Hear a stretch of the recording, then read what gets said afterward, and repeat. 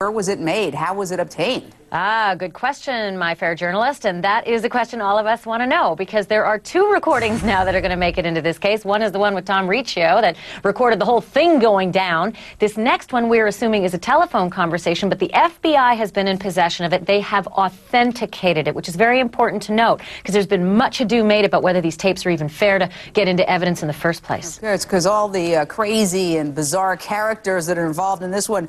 Mike Brooks, the gun, the tape about the gun. Is it the smoking gun? It could be the smoking guns, Jane. Initially, there were two weapons seized. Now, Walter Alexander, who we just saw his picture just a moment ago, he was the owner of at least one of the guns, but after this incident, Las Vegas police seized two weapons. So, and they burst into this room on Alfred Beardsley and Bruce Fromong. They're the two collectors, if you will. The whole group of a whole group of sleazebags. But anyway, these two guys were the collectors, and they're the ones that when they came in, you could hear on an audio tape that Tom Riccio, another stellar person involved in this case, who set all this up and possibly set up OJ, but I'm sure that's going to be a defense.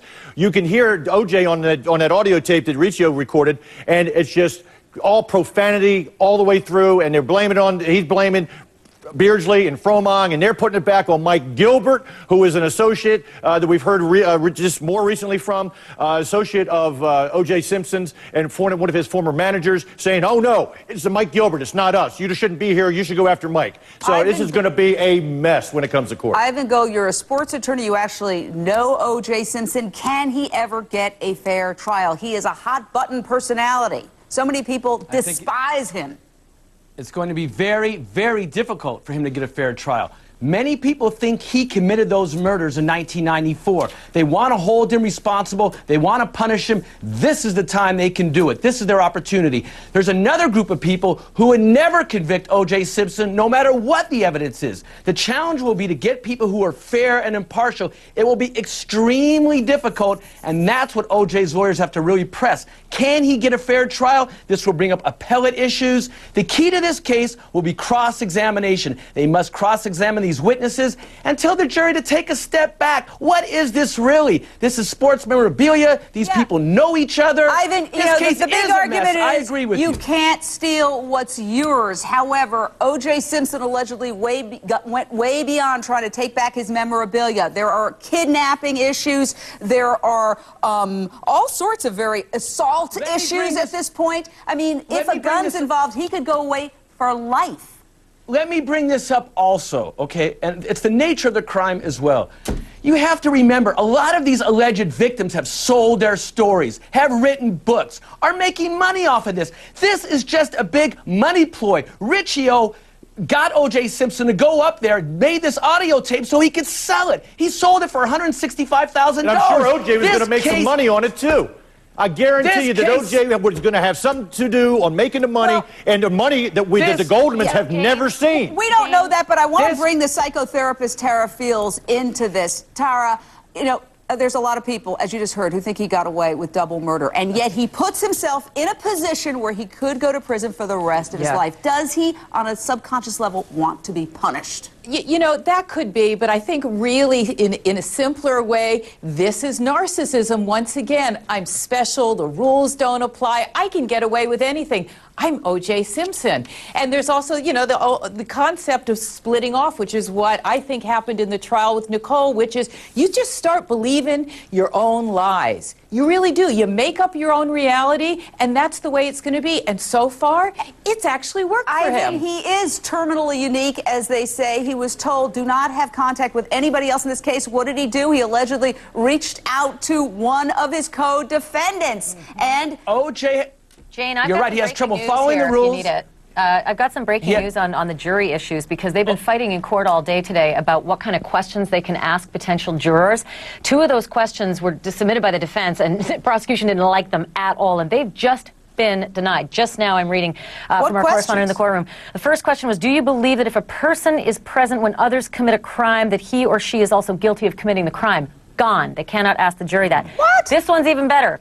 Do you believe that defendant Simpson has been a law-abiding citizen for the last 10 years? Gone. They are boy. not allowed to ask that one. This case is going to come down to jury selection. I'm telling you, that's going to be the real challenge in this case. Can you imagine? Does anyone not know about that case in 1994? Yeah, and there's no such thing as change of venue when it comes to O.J. Simpson because the entire world followed his criminal trial. Gotta wrap it there, guys. This case should go away.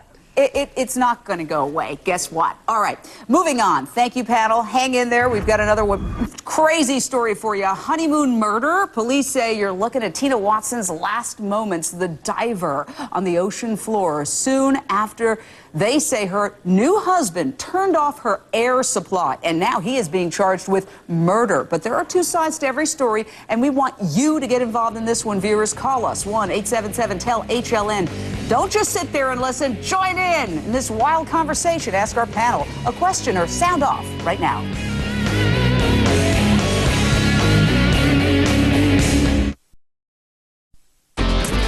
A man is charged with killing his bride of 11 days. She drowned during their honeymoon. The Alabama newlyweds were on a diving expedition in Australia's Great Barrier Reef. That was 5 years ago. Well, today a warrant was put out for Gabe Watson's arrest and extradition.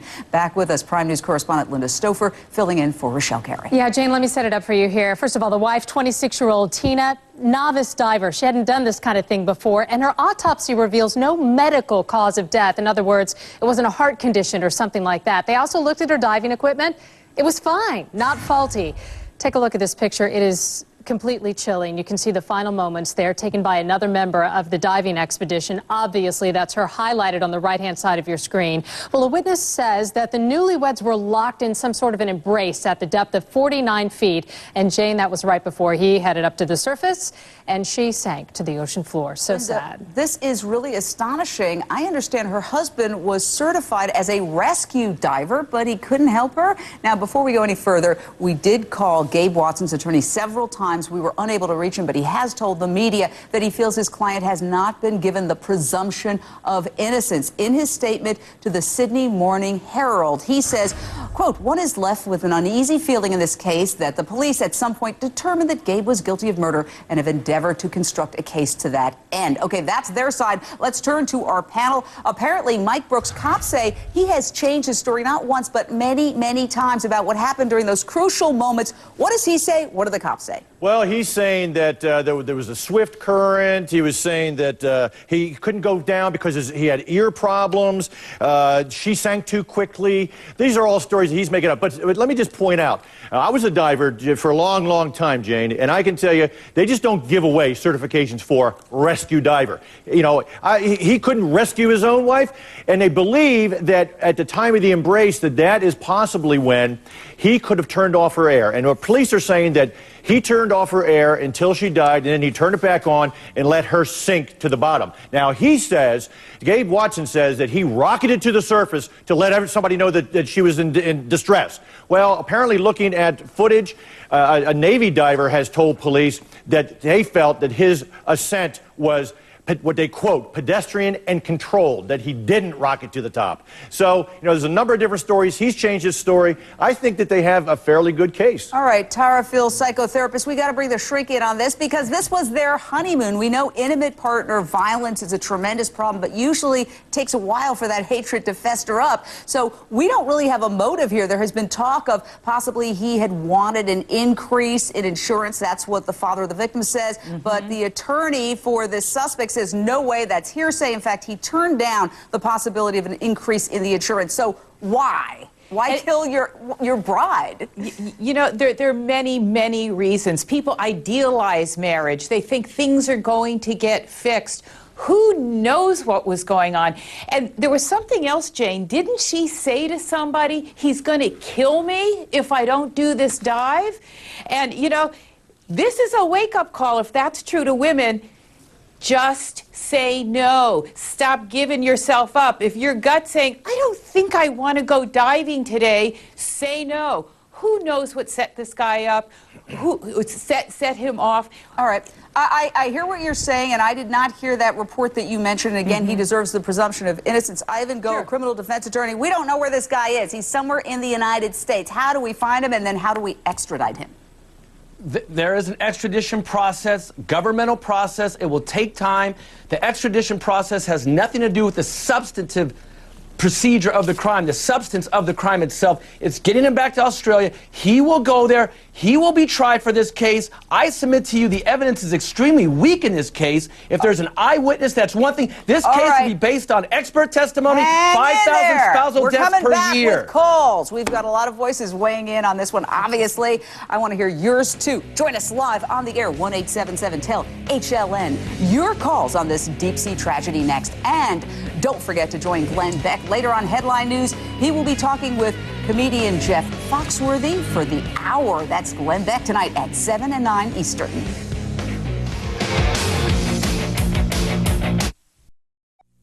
And we're back taking your phone calls on a man charged with killing his bride during a honeymoon scuba dive. They were married only 11 days before she drowned. A coroner says there was no equipment failure, no medical cause of death. Gabe Watson is accused of turning off her air and then flipping it back on before she sank. Let's go straight to the phones. A lot of theories here. Pat, what is your thought? Hello, Pat? Here I am. Okay, what are your thoughts on this mystery? Seems like every other week a man kills his wife. What I want to know is what took so long for this crime to become news? You know, what took so a murder charge, Mike Brooks. Yeah, that's one of the small issues I have with this. And you know, Ivan said also that he didn't think he'd have a good case. A lot of it seems to be circumstantial. But you know, they decided, I guess, after taking a look at this, looking back on this case, that they had enough to go ahead and issue an arrest warrant. So, and for him to stand trial. So, you know, I guess the wheels of the criminal justice system sometimes churn a little slowly, but they've got their guy on this one. All right. By the way, the family of the victim is talking. Let's hear what they had to say in light of the murder charge issued today. It really validates the struggle that we've undertaken. What we want is justice for our daughter and peace. And until this is done, and until he is charged and in jail, she will not have it. All right, more phone calls. Daryl, Ohio, your thoughts, sir? Yes, my theory is that it's a tragic accident. It's a fishing expedition. I hate to say that. It's going to end up just like the false Duke lacrosse rape case. I think that the family has to be sympathized with. The prosecutors are going that way. If there's going to be a trial, no one would get life insurance on a honeymoon because it would be obvious you would be convicted already. But I'm sorry to say that it's just another battle of the sexes. It's a tragic end. Well, and God very bless good the point, family. sir. Yeah, and thank you. Absolutely, God bless the family. Ivan Go, criminal defense attorney, he made reference to one case. I was thinking of the Natalie Holloway case, how hard it is to do an intercontinental criminal case. Yes, it is. Of course, it's gathering evidence. It's extremely difficult. You need a lot of cooperation. The problem with this case, I agree with the caller. This case is very difficult to prove. To prove that he turned the oxygen tank on and off, that is extremely difficult to prove, and that is why I think it took so long to issue an arrest warrant. But Ivan, let me, you know, it's air, not oxygen. But be that as it may, he is a certified rescue diver. That was his. He knew that she was a novice diver. He was right there. He should have been there because you're constantly making sure, are you okay? Are you okay when you're diving? Especially when your dive buddy, your wife, your newlywed wife, you know, is a novice. He should have made sure that this is a murder case. You have to have strong evidence to convict someone. Well, there's a lot of things I that he could have done, Ivan, that he didn't do. I need the shrink in on this one. This happened with a whole bunch of other divers around. How bold if he is a murderer. Yeah, no, absolutely. And just to further We need eyewitnesses. and just to, hey, hold on, boundaries. Let the women talk. Therapists talking, you know, just to explain again. I mean, I think a lot of people were thinking, oh, they're on their honeymoon, maybe they're really embracing. But to just really go back and answer something you said earlier, Jane, which is how can someone do this? And a caller did say we hear about these newlyweds where a husband kills the wife. There's this borderline personality disorder, and it's very common where somebody just, they want love. They'll do anything to get love, but if you get too close, and boom. you think we've covered the weirdest stories? No, we've got one that's even stranger involving a palm frond. Stick around. We get surveillance video of holdups at gas stations and convenience stores sent to every newsroom every day, but never like this one that came in today involving a very unique weapon.